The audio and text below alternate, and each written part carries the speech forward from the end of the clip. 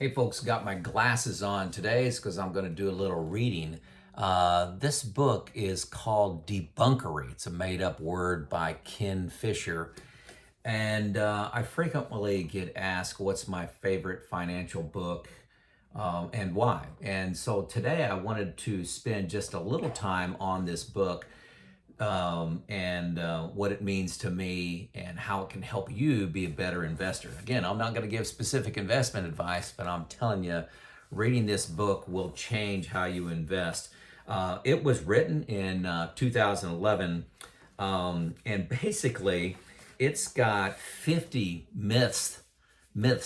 false truths about Wall Street that most people believe and act upon, and it debunks them with data and charts. And each of the myths are just about 3 or 4 pages long. So it's a very simple read.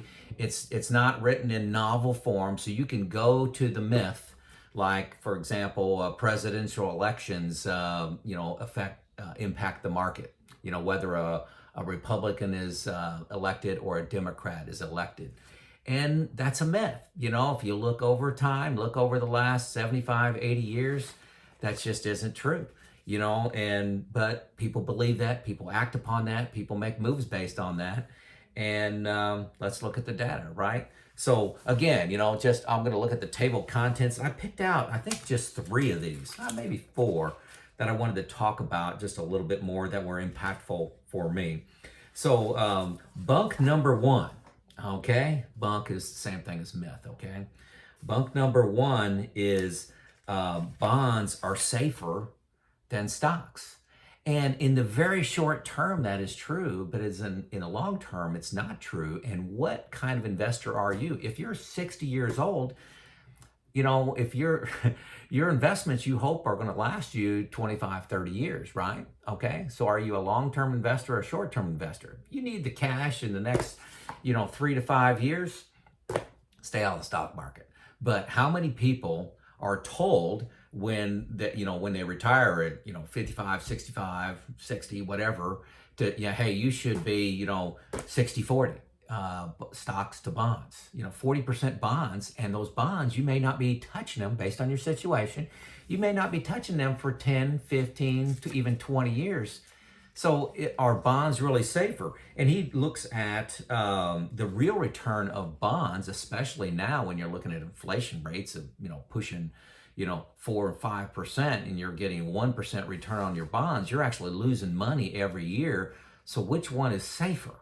So great charts. Talks about there's some charts in here about 3-year returns of stocks and 3-year returns, for bonds. When you're looking at this for the long haul, stocks have much less variability and get a much higher return, obviously, especially when you look at the real return. So that is worth the price of the book right there. And by the way, this is $12 on Amazon. I'm telling you, it's worth more than $12. Okay, bunk number 2 I wanted to talk about, and I alluded to it before, is retirees need to get conservative. So you're 60 years old, you decide to retire. Hey, I need to be 60% in bonds and 40% in stocks.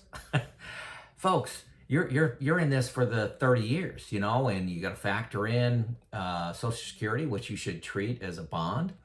And you're probably, if you're at 40, 60, 40% bonds, or 40% stocks, 60% bonds, and you're getting Social Security on top of that, you may be making a big mistake and being way over conservative and not actually safe when you look at real returns. So you are a long-term investor if you're retiring at 60 years old. You're planning on investing for 30 years. That's a pretty long time.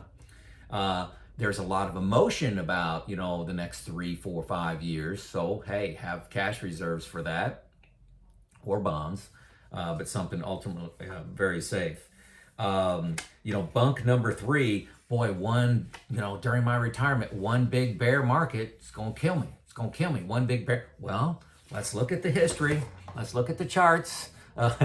And you have a big bear market, those typically last from, hey, the last one we had was like 3 months. But typically they're lasting 3 years. A long would be 4 or 5 years. Yeah, everybody likes to look at 1929. Where you're out there 10, 12 years, very long bear market. But there's been a lot of things changed since then. And I think that's not very likely, my personal opinion. I'm not running my life in my investments like there's going to be a 15-year bear market. If there is, hey, maybe I'll go back to work. But I'm not planning on that. Let's say that. If you want 100% probability you're going to be successful, maybe retiring early is not the right thing for you to do. But, after these big bear markets, there's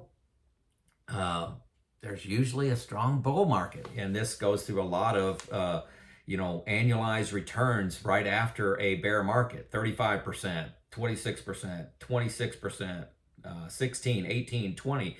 These are the annualized returns for the following 3 years after a bear market. So, I mean, the data shows that there's going to be a big bounce. If you can make it through that 2, 3, 4, 5 year bear, my Santa Claus just turned on. I got a little red nose here, so automatic timer on that. So that is, hey, a bear market, just, have your cash reserves to make it through the bear, and good chance you'll be just fine if you don't panic, because history has shown there's always been a recovery, most of the time within 3 years. Yeah, there are some examples where it hasn't. Be prepared for those. Have a scorched earth plan for when something dramatic like that happens. Could mean you have to go back to work part-time if you have a bear that lasts 10 years. Well, I promise you that a lot of people in this world are going to be hurting if we have a bear that lasts 10 years. And if you're retiring early, you're going to be on the good side of that. Number four bunk I wanted to talk about, and this is also a recency bias. People think growth is the place to be. All growth all the time. Hey, they're got the highest returns. Well, value historically has been better when you look back at 100 years. I believe that's true. If not, it's pretty close. But I thought value historically beat growth. But then also small caps, and what about international? And you probably have seen this quilt before. That's a whole bunch of small boxes showing year by year which one, and I know you can't make sense out of it, but the color coding are small caps, mid caps, large caps, REITs, gold, different value stocks, large cap stocks, shows how every year somebody else is on top. The last 10, 12 years, it's been large cap US. Large cap US has just been great, okay? But history doesn't, you go back 30 years, that's not true, So a diversified portfolio is the place to be if you're not just chasing returns of yesterday, okay?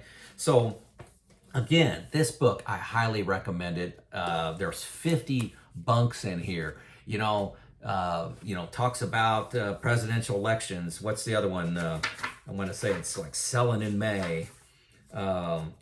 Age equals asset allocation. Always stop your losses. Dollar cost averaging. Let's see. Where's the one about a strong? Don't fight the Fed. Don't fight the Fed. Okay, that's a popular one right now. That's bunk number 28. It says don't fight the Fed. And I hear this on the news all the time. Well, the data doesn't support that. Kingfisher data doesn't support that. I'm telling you, everybody should have this book. Whenever you have this book, read it. I've read this book 4 times. And then anytime I hear something or feel like panicking, I go to the bunk in here and get the data. I feel a lot better. What Kingfisher does is he gets out of the emotion of today. He steps back and takes a 100-year look at things and says, okay, this is what history says. This is what people believe. Here's the data. Okay? So love this book. Highly recommend it. It needs to be on your bookshelf behind you with highlighted and note cards in here for you to reference. Very valuable investment tool for me. This is Joe out.